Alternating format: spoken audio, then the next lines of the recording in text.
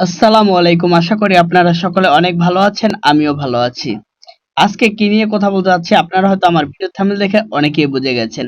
আসলে কিন্তু আমাদের জন্য অনেক সুখবর। কারণ আমরা কয়েকদিন হচ্ছে আমরা সিমের ডাটা পাচ্ছি না।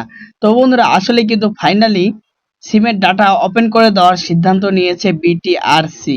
তো বন্ধুরা আজকে এ বিষয়ে আলোচনা করব যে আসলে কোন দিন থেকে আমরা মোবাইল ডাটা ইউজ করতে পারবো।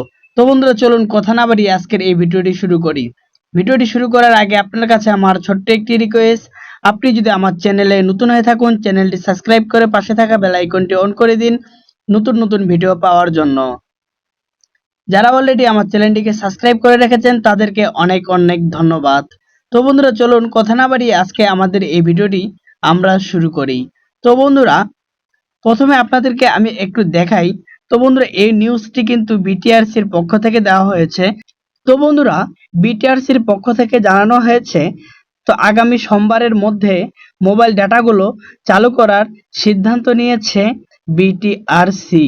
তো বন্ধুরা আমরা আসলে সবাই কিন্তু সোমবারে ইন্টারনেট আশা করতে পারি।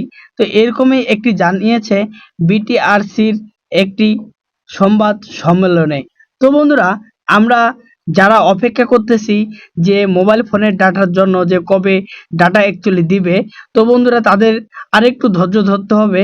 কারণ আগামী সোমবার পর্যন্ত আমাদেরকে ধৈর্য ধরতে হবে এবং আমরা আগামী সোমবারে কিন্তু মোবাইল ডাটা পেয়ে যাব।